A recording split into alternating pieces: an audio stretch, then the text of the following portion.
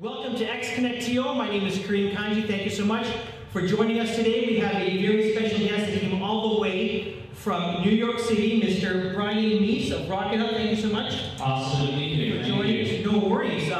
Before we get started in our conversation, just want to give you a proper bio, a proper introduction, so people know exactly who you are. Thank you. And so that they stay on the site rather than go and search you out in other sites. I like that traffic there. Anyways, Brian is the CEO of RocketHub, one of the world's top crowdfunding platforms. He has lectured on crowdsourced funding at South by Southwest, TEDx Brooklyn, Columbia University, NYU, North by Northeast Interactive here in Toronto, the Cambridge Innovation Lab, and now on XConnect, among other colleges, conferences, and institutions.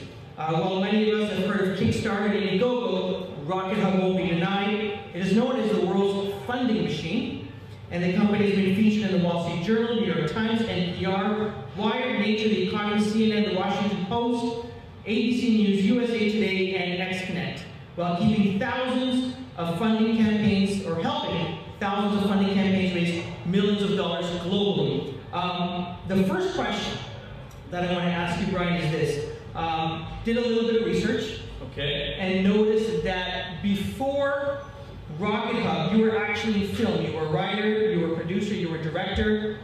I'm very curious how that impacted, if at all, the founding of RocketHub. So that was a huge part of why I'm here. So my background is in creative media before I started RocketHub, not only in film, but in music. I've been playing in bands since I was in high school. I played the ukulele. I don't want to brag, but I'm pretty awesome. This movement of crowdfunding really started in the world of the arts. I remember even in the late 1990s, Darren Aronofsky, who's at the time was a New York City-based filmmaker, crowdfunded Pi. So I don't know if any of y'all saw Pi, but that movie was crowdfunded. He raised about 60 grand from his community to make that movie happen. I thought to myself, wow, that's really cool and really odd, but there's something to that. A few years later, I saw a singer-songwriter named Jill Sobel raise over 100 grand through her newsletter. This is kind of pre-social media saturation. She's actually just using her newsletter to raise funds. And I was pretty much sold on the community funding model, is how I saw it at the time, and was interested in taking that to new verticals like science and academics and entrepreneurship. And in a nutshell, here I am. Yeah, I want to ask you about some of the more interesting projects that you've seen funded through RocketHub. RocketHub, you guys have 3 co-founders, I believe? Right, so there's actually a total of 4 of us. Total 4? Yeah, we all come from different backgrounds. So there's me, which is kind of an indie film, indie music guy.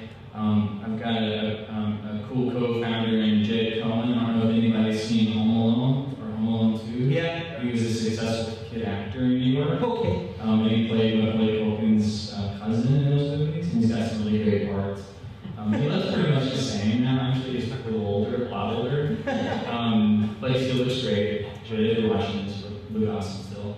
And then he was on Broadway as a teenager. He was in some Tony Award-winning musicals and stuff like that. So, really interesting guy. But we all kind of come from the creative world. And I think we all kind of recognize that we knew people that were underserved, whether they were artists or scientists, because Jed went on to get his degree in astrophysics. Wow.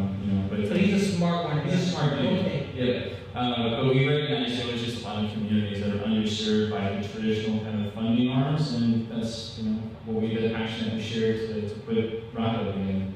How does that dynamic work in terms of 4 heads of this monster RocketHub? Has anybody played in a band? It's a lot like that. Or is anybody married? Yeah. It's a lot like that. You have to pick, for any entrepreneur that's looking at pulling in co-founders, it's really important that you trust these people with your soul. Trust them with your soul. I've got fantastic co-founders. I trust them with my soul. And how do you not, step on each other's toes in terms of... what you step on each other's toes. That's part of the fun. Okay. We found that we actually embrace what we call collaborative conflict.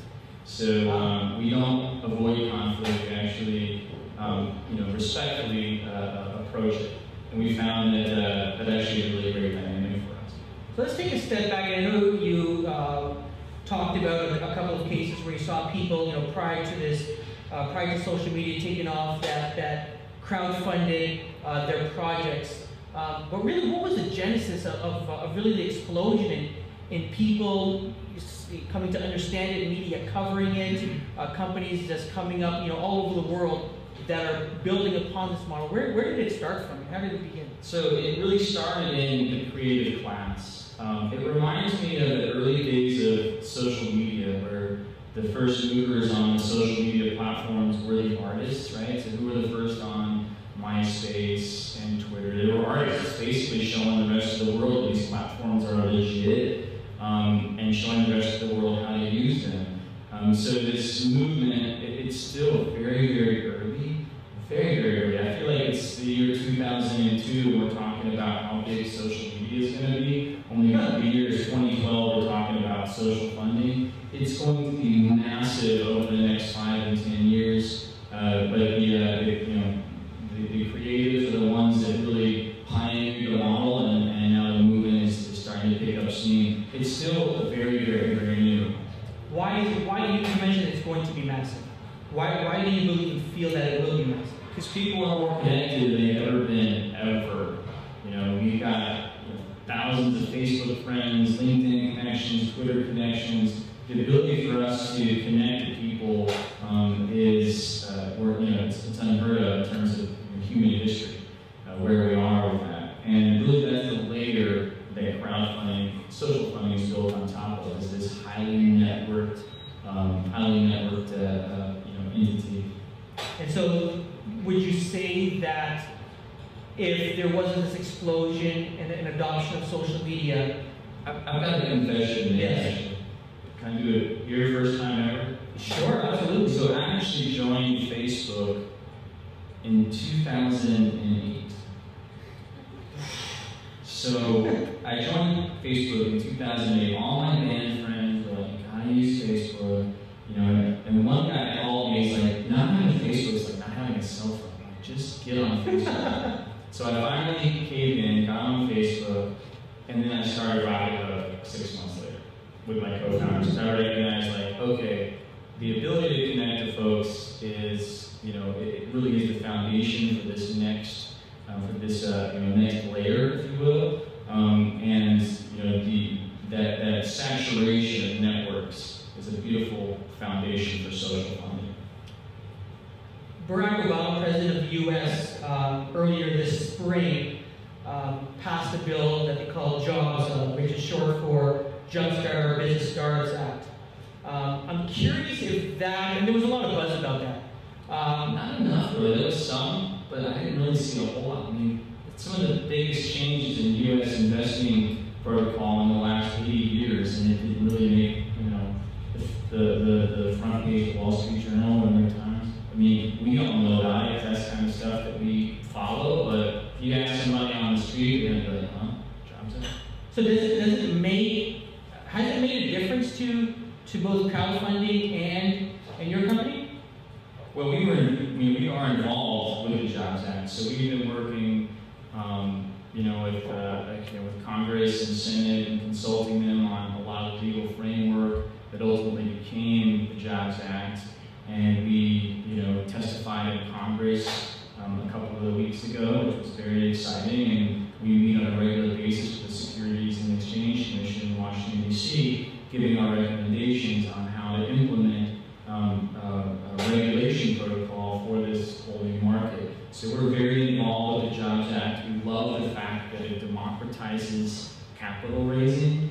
One of the points we made to Congress early on was that, if you're, I'm saying this as a very proud father of a 10-month-old daughter, but if you're a women-backed company, your odds of getting VC funds are much tougher based on the statistics that we've seen. So less than 5% of women-backed companies get VC funding, which is wrong.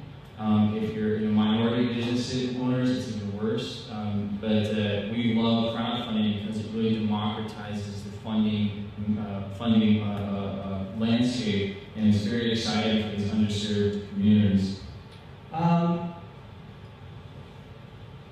it's now getting a lot more traction. Crowdfunding, you hear it in the news all the time. What are some of the more interesting projects that you've seen at RocketHub? You know, yeah, people making albums, people making films, but what are some of the more interesting projects that you've seen that you know, at first glance wouldn't even think about, and that you're really, really excited that they're on your platform? Well, we love all our babies. Sure. But you know what? It's tough to hone in on one or two and shine a light on them without talking about just the impact that these projects are having on their own communities. That's what we really get excited about. There's actually on the front page of RocketHub now a guy who is making his own shoes with springs in them because he hurt himself running, and he thought that there's got to be a better shoe that can help him keep running. And what he ended up doing was launching a company around the shoe, and runners loved it, but then people with knee injuries and hip injuries started loving the shoe too, and now he has, you know, doctors that you know, tell their patients, hey, check out this spring tennis shoe. You know, it's just people with passion that find, you know, unique you know, outlets for that passion, and that are able to tell amazing stories and get communities around them. These folks are literally changing the world. It's not about the amount of dollars they raise, it's about the impact they have on their communities, and we're really proud to host those types of projects on RocketHub. And you guys are in New York City. They were based in Harlem, New York. And then you guys have a neighbor in New York City, a little company called Kickstarter. And I'm very curious because Kickstarter is in the news almost on a daily basis. So are we. So yeah, absolutely. But would you agree that more so than, you know, they seem to be, when people talk about crowdfunding, they you know, in the past talk about Kickstarter. Soon, you know, we all hope that they'll talk about your company, RocketHub.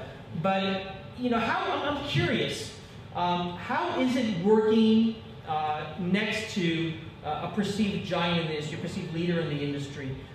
Is there a lot of friendly competition? Do you guys even notice that they're there? Could they might as well have been in the valley? I'm very curious how that dynamic works. So having some competition in the marketplace ultimately is a great thing. It stimulates demand for the overall product. You know, RocketHub is a world leader in the crowdfunding space, and honestly, we don't really focus on our competition that much. We like the fact that our competition, you know, at this point is a very credible and well-run company, but we don't really focus on them. We're growing like gangbusters, and again, having some choices in the marketplace is good for y'all, the consumer, and it's good for us because it stimulates demand for what we do as an industry. If you were to differentiate RocketHub from everyone else, what would you say the difference is? So we're involved front and center with the Jobs Act, unlike any other platform. So it's probably a little more interesting if you're in the U.S., but you know, that's a big part of what we've been focused on in the last 6 months. The second thing that we do is that we give educational lectures, you know, all over the place to entrepreneurs and artists, and we have that educational content on our website as well. We really see ourselves as teachers of the crowdfunding movement, showing project leaders how to use this mechanism, how to use this model to find success. And we're a global and international company, unlike a lot of our competitors. So we've launched projects in 1,500 cities from over 100 countries all over the world. Congratulations on that. Thank you. You know, people would, whether they're here in the audience or watching online or have just come across crowdfunding, and dollar figures appear in their eyes saying, wow, we can finally get this project off the ground and running. But I know that you believe that there's 3 patterns that will define a successful I'm so glad you brought that up. Yeah, I had to do some research. You know, I wanted to make sure I had enough questions in front of a live audience, but can you share those 3 points with us? Absolutely. So the neat thing about our vantage point at RocketHub and seeing all the projects that come through and find success is that we can drill down on these projects and figure out what made these successful over the ones that weren't successful. So we started to look at these patterns, and we've boiled it down. Every successful campaign on our site, whether it's a band, crowdfunding a record, the way I did, 2 years ago when we launched the platform, or it's a filmmaker, it's an entrepreneur, it's a scientist, it's somebody doing some social entrepreneur work. All the successful campaigns have 3 core components. So I'll go ahead and share those. First one, awesome project spearheaded by amazing people. You gotta have real passion for what you're doing, and you have to communicate that passion very, very, very well. Those emotional dynamics and those emotional drivers are key for the dynamics of crowdfunding. And I always tell folks to tell people why. Why are you doing this? Why are you launching this company? Why are you making this record? Why are you making this film? And be brutally honest, because if you can boil that down, that can have a real impact on people that are watching. And do I have time? I'll share a quick story. I thought I knew my why when I launched my crowdfunding campaign for my band, because it was like, we're so awesome, we're just going to rock your face off. And so I threw it out there. I was like, this is, Brian Meece's music, it's so awesome. And a couple of people funded it and just kind of sat there. And I thought, oh, that's interesting. And then I got an email back from somebody that I went to high school with a while ago. And he sent me an email and he said, dude, I can't believe you're still making music. Aren't you in your 30s? And you're running a company? And I saw you play the senior talent show. I really can't believe you're still doing this. You got much better, by the way, but I can't believe you're still making music. Here's $20. I thought, oh, that's interesting. And so then I got another piece of feedback that was basically very similar. Someone saw me play in a panhandle of Florida, like 5 people, 15 years ago, and they said, I can't believe you're still making music. By the way, you got much better. So I recognize, like, wait a second, this audience, the people that I'm a part of, the community I'm a part of, really love the fact that I still just love playing music. And that's really what I'm all about when I wear my musical hat. We need to allow some communication that really backs that up. And lo and behold, I start to get a lot of traction, a lot of activity, and some press, and I got a lot of good came out of my campaign. But really having an amazing project spearheaded by people with passion and telling them why you want to do what you want to do is crucial. The second thing you need to have is a core community of supporters, a network, an audience, bands call it a fan base, but it's just a group of folks that will validate who you are and what you're all about. Because those people will give validation to the project, so strangers will come to it and they'll share it within their networks. And by the way, having your network share it with their networks is insanely powerful. It's the driver of this whole crowdfunding force. But you have to have some social capital. I like to say crowdfunding is taking social capital and converting that into real capital. And by social capital, I mean trust, reputation, and attachment to a community, and those types of community leaders do very well with the model. So the second thing is you have to have some kind of core community support. And then the third thing you gotta have, every such successful campaign has it, are cool perks or cool rewards that you give in exchange for the financial contributions. So this is not a donation. It's not it's not a give somebody money and say goodbye to them. It's really you give somebody money and you get something cool, something that you want, something that's exciting, something that's emotional. So for example, I had 2 rewards for my band CD. One of them was a CD. It was just said $10 CD. And then for $20, I had $20 CD, signed by me, delivered to your doorstep with love, with your own custom haiku poem. And the $20 went out, sold a 10 one, like 4 to 1. Because people want to have that emotional connection and they want to feel good about something. But what's also interesting is that you have to have multiple tiers of impact, multiple levels of impact. So for $50, I would Sergeant Pepper your ass, which means I would stick your face on the cover of the CD. Nice. For $100, I'd give you an ukulele lesson. For $250, I'd take you surfing in Long Island. $600, I'd write you your own song, etc. So the key is to have an awesome project spearheaded by awesome people, core network or group behind you, and then really cool perks, stuff people want in exchange for the money. Those are golden nuggets. Thank you so much for that, Brian. Sure. To wrap up this portion of the evening, you talked about how crowdfunding is just going to continue to grow. But I'm wondering if you can give more insight into the future. Like, how is it going to change? What is it going to become? I wonder if you can talk a bit about the future of crowdfunding. 95% of all seed funding is going to come from crowdfunding over the next 5 to 10 years. This is going to drastically change the way things are funded. And you're meaning like just companies in and of itself? Companies, social entrepreneurs, all creative stuff. I can even see things at the government level being affected by crowdfunding. It's the democratization of fundraising. People can pick what's important and they can vote with their dollars. It's very, very powerful. The barriers to entry are unlike they've ever been. That's awesome. Brian, thank you so much. Thank you for taking the time.